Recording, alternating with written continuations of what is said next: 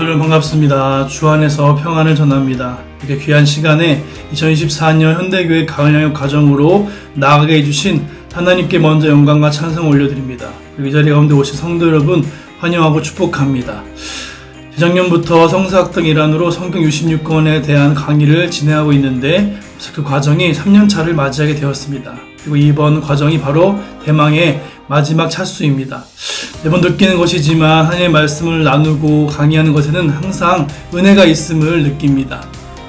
주시는 은혜 가운데 가장 큰 부분은 하나님께서 어떤 분이신지를 아는 것, 그리고 그 하나님 내가 더욱더 믿고 의지하여 가까워지는 것에 있다라는 생각이 듭니다.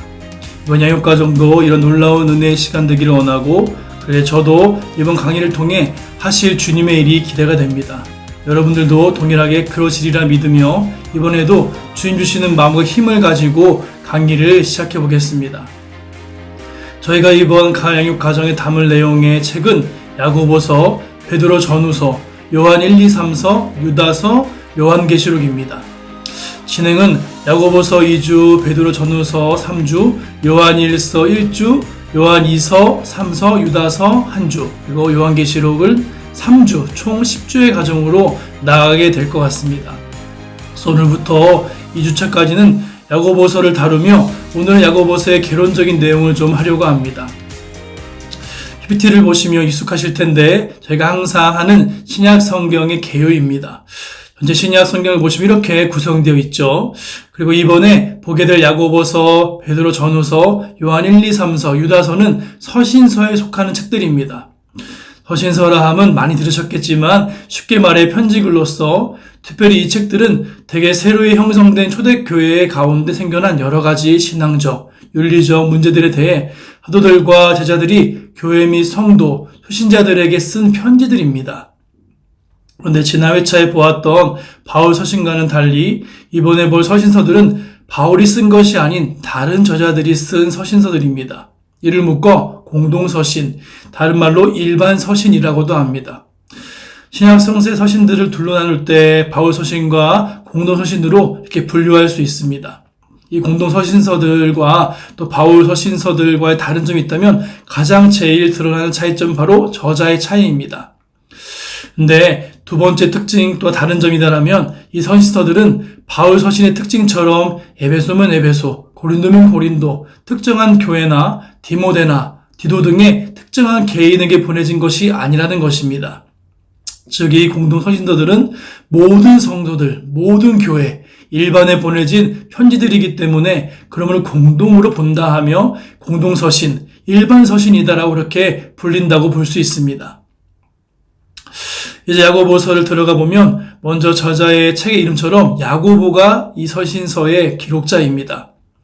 신약 성경에는 야고보라는 이름을 가진 인물이 4명 등장하는데 그중 성경을 기록할 만한 지명도나 영향력을 지닌 인물로는 두 인물로 사도 요한의 동생으로 예수님의 제자였던 야고보와 육신의 형제 야고보라고 볼 수 있습니다. 근데 사도 야고보는 AD 44년 일찍이 순교하였기 때문에 그를 본 서신의 저자라고 보기엔 좀 어려워서 따라서 본 서신의 저자는 예수님의 친형제 야고보라고 볼 수 있습니다.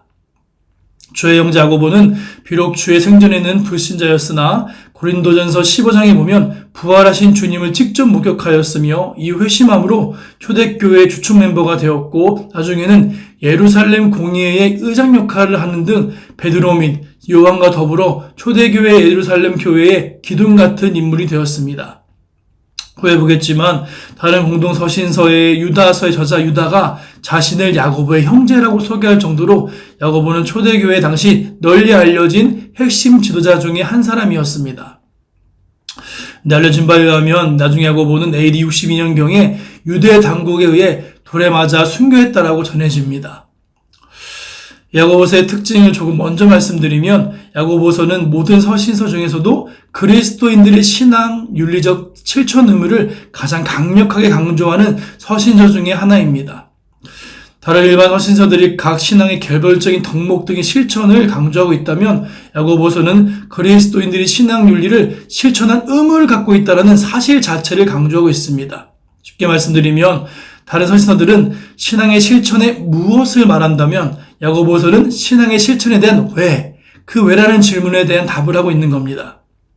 심지어 야고보서는 이 기독교 윤리의 실천, 행함을 한 성도의 믿음이 있는가, 또 믿음이 살아있는가, 죽었는가를 판단하는 기준으로까지 제시하고 있는데, 여러분 잘 아시는 야고보 대표 말씀이 있죠. 행함이 없는 믿음은 죽은 것이다 라는 그 말씀이 이를 잘 나타내 준다라고 할 수 있습니다.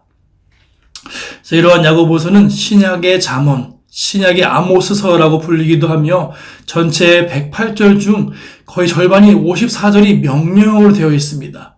그래서 그런지 야고보서의 어투는 굉장히 단호하고 강한 어조의 말들이 많음을 알 수 있습니다. 한편 신약 성경의 모든 서신서들은 1차적으로 각 서신서의 배경을 이해하는 것이 참 중요합니다. 서신서가 누구에 의해 어떤 수신자에게 어떤 상황에서 어떤 목적을 가지고 주어졌는지를 살펴보는 것이 그 서신을 이해하기 위한 기본 작업이다라고 볼 수 있습니다. 이를 통해 야고보서의 기록 시기를 본다면 시기적으로 보면 야고보서는 예수님께서 부활 승천하신 지 불과 20년이 채 지나지 않은 때에 당시 예루살렘 초대교회 지도자 중에 하나였던 야고보가 로마 제국 내 흩어져 살던 디아스포라 유대인 출신 그리스도인들에게 보낸 서신입니다. 흩어진 유대인 출신 디아스포라 그리스도인들에 대한 설명을 좀 드리면 이들이 생겨나게 된 배경은 스데반의 순교 이후로부터 본격화되기 시작한 그리스도교에 대한 유대교의 대대적인 박해를 피해 로마 제국 각지에 흩어지는 것이 시작이었습니다. 그래서 디아스포라라는 뜻이 바로 흩어진이라는 뜻을 가지고 있는 단어입니다.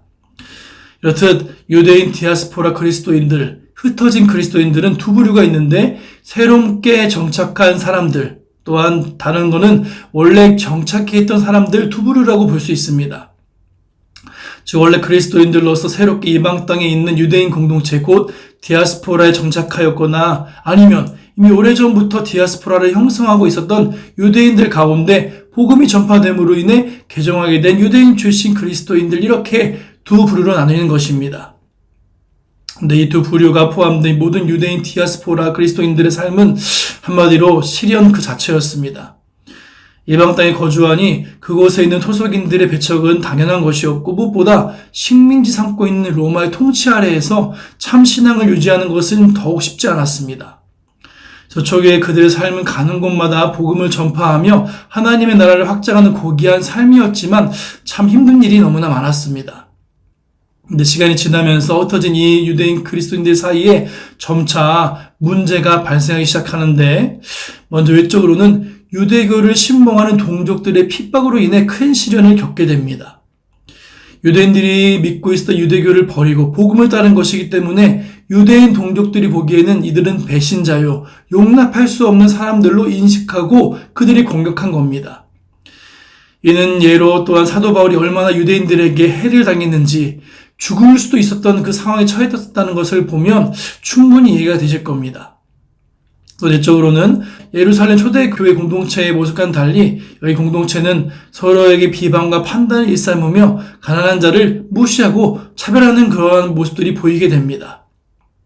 그동안 계속되는 유대교와 로마의 핍박의 시련에 지쳐서인지 세상과 타협하며 급속히 세속화되어가는 조짐들이 나타났습니다. 즉 성도들은 다툼과 분쟁을 일삼고 세상의 악한 지혜를 따라 살며 자기 뜻과 계획대로 세속의 부를 축적하는 데 관심을 집중하였던 겁니다. 근데 이들의 사상에 불을 지핀 것이 본서신이 기록된 AD 40년 후반은 유대 율법주의에 대항하여 이 신칭의 교리를 강조한 사도 바울의 가르침이 로마 제국 내 그리스도인들 사이에서 퍼지기 시작했을 즈음입니다. 즉 구원은 율법이 아닌 믿음으로 얻는다라는 이 말입니다.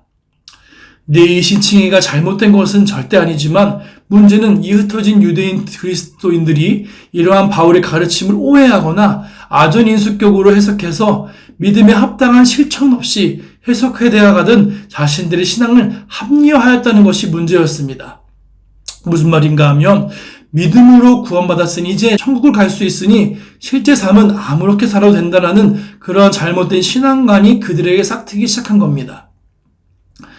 이러한 상황 가운데서 야고보는 흩어진 유대인 그리스도인들에게 믿음의 실천을 철저히 강조하는 본서신을 보내게 된 겁니다.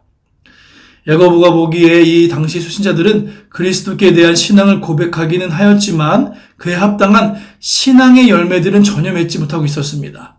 그가 보기에 행위가 걸려된 그들의 믿음이란 호하게 짝이 없었고 이에 야고보는 신랄하고도 직설적인 어조로 수지자들의 문제점을 지적하고 행함이 없는 믿음은 죽은 믿음이며 그런 믿음으로는 구원에 이룰 수 없다는 것을 야고보서에서 강조하고 있습니다. 그리고 야고보는 더 나아가 사람의 행함으로 의롭다 하심을 받고 믿음으로만 아니니라라고 하면서 바울의 이 신칭의 교리와 상충되는 듯한 선언까지 합니다. 하지만 야고보 선언은 혹자들이 주장하듯 이 신칭의 교리와의 충돌이 아니라 행함으로 의롭다함을 얻는다는 야고보의 이 진술은 하나의 역설로 보아야 하는데 야고보서는 또 이 신칭의 구원의 원리를 부인하고 이 행득이를 주장하는 것이 아니며 오히려 믿는다고 말하면서 실천이 따르지 않는 기만적인 믿음을 향하여서 잘못되었다 말하고 있는 겁니다. 마치 좋은 나무에 좋은 열매가 맺히듯이 참된 믿음이란 입술에 공허한 구호로만 그치는 것이 아니라 행함으로 입증되어야 함을 깨우쳐주고 있는 겁니다. 이를 볼 때 행함을 강조하는 야고보의 교훈은 바울의 이 신칭의 교리와 상호 보완적인 관계라 말할 수 있습니다. 바울이 그리스도인들의 윤리의 중요성을 강조하지 않듯 야고보 또한 그리스도께 대한 신앙의 중요성을 믿음을 강조하지 않는다는 것이 중요합니다.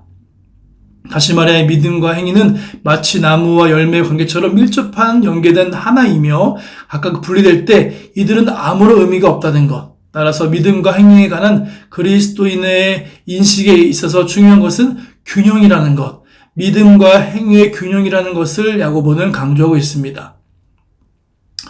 여기까지 야고보서의 배경과 주된 메시지를 살펴보았다면 앞서 설명한 야고보서의 특징 중 추가할 것이 있는데 야고보서는 복음서에 나오는 예수님의 상산수훈의 내용과 비슷한 부분이 많다는 겁니다. 예수님의 산상수훈은 아시다시피 예수님의 설교로 하나님의 나라에 입각해서 당시 종교적, 사회적 규범을 재해석하며 내면의 영적 진리와 윤리적 삶의 중요성을 강조한 설교이며 말씀입니다. 그러나 야고보가 말하려는 신앙의 윤리의 부분이 이와 잘 맞기에 예수님의 상산수훈과 비슷한 부분이 참 많이 보여집니다. PPT에 몇 가지 비슷한 부분을 올려놓았는데 대표적인 것을 본다면 예수님의 산상수훈 이런 말씀이 있죠. 구하라 그리하면 너에게 주실 것이요 찾으라 그리하면 찾아낼 것이요 문을 두드리라 그러면 열릴 것이니 라는 말씀과 야고보서 1장 5절에 너희 중 누구든지 지혜가 부족하거든 모든 사람에게 후히 주시고 꾸짖지 아니하시는 하나님께 구하라 그러면 주시리라의 말씀과 비슷합니다.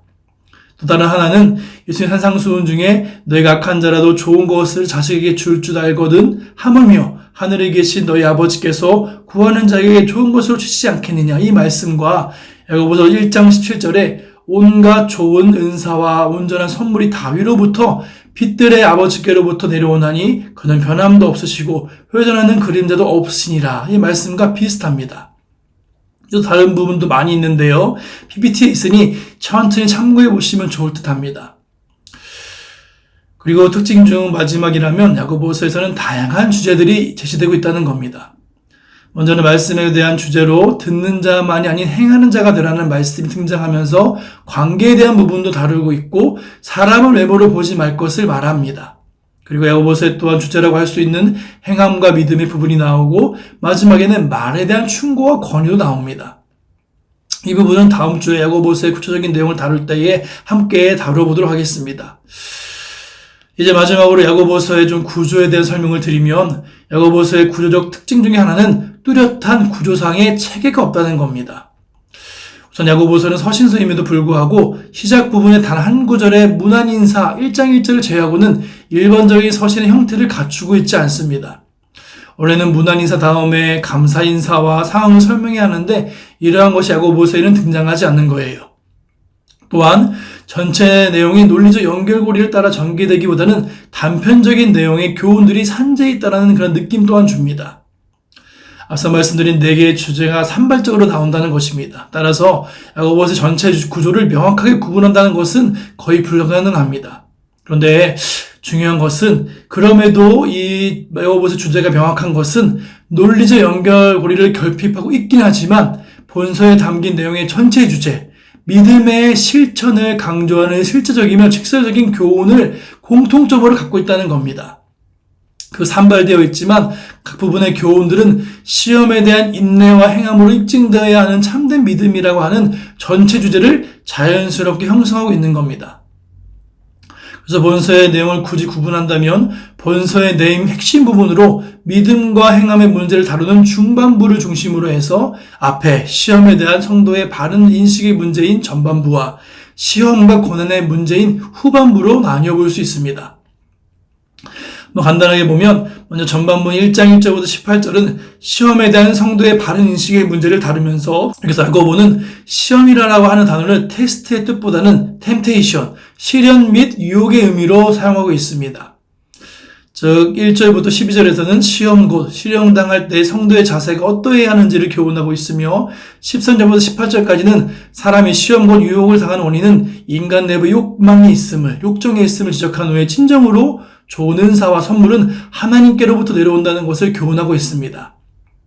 다시 말해 행함으로 입증되어야 하는 참된 믿음이라 하는 야고보서의 전체 주제의 차원으로 볼 때 전반부는 참된 믿음이란 시험에 의해 검증되는 것임을 교훈한다라고 볼 수 있습니다.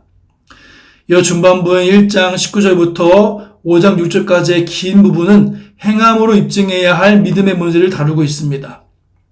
야고보는 듣기만 하고 실행을 하지 않는 문제, 부자와 가난한 자에 대한 교회 차별 행위 등의 문제를 차례로 언급한 뒤에 행함 없는 믿음의 허구를 신랄하게 비판, 지적하고 있습니다. 이 뒷부분은요, 해석주의와 믿음의 문제를 다루고 있는데 여기서는 야고보는 먼저 세상의 악한 지혜와 하늘의 선한 지혜를 대조하고 있습니다.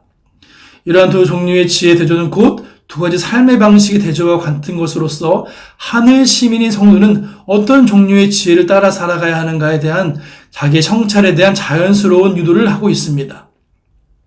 그에 연결하여서 야고보는 해수형 욕망을 따라 사는 삶과 자기 뜻과 계획대로 사는 삶에 대한 것을 경계한 뒤에 해석주의의 확신이라 할 수 있는 불의한 부자들에 대한 심판을 강력하게 경고하고 있습니다. 마지막으로 이제 후반부 5장 7절부터 20절은 고난과 믿음에 대한 문제를 다루고 있습니다. 이 마지막 부분은 앞의 내용이 주로 책망과 경고를 통한 교훈인 것에 비해 권면을 통한 교훈이라는 점에서 앞의 문맥과 약간의 차이를 보입니다. 그래서 야고보는 성도들에게 구약 선지자들의 특히 욥의 경우를 제시하면서 고난 중에 끝까지 인내할 것을 권면합니다. 또 3년 반 동안 비록 또한 비를 멈추게 해도 다시 내리기도 하신 그 엘리야의 사례를 제시하면서 고난 중에 기도할 것을 권면합니다. 야고보 주장은 인내와 기도는 결국 하나의 문제이며 성도의 삶에서 인내한다는 것은 곧 하나님을 바라며 기도하는 것이다라고 그렇게 이야기합니다. 그러므로 기도야말로 가장 실질적인 믿음의 표현이며 행동임을 야고보는 말하고 있습니다. 오늘 강의는 이렇게 야고보서에 대한 좀 개론적인 내용을 다루었습니다. 다음번 강의부터는 말씀의 장의 순서대로 야고보서를 좀 더 심도 있게 다루는 그런 강의로 진행하도록 하겠습니다. 아무쪼록 이번 한 주도 주 안에서 경건함으로 또 강건함으로 나아가시고 십자가로 승리하시는 여러분들 되시기를 소망합니다. 다음 주에 뵙겠습니다. 감사합니다.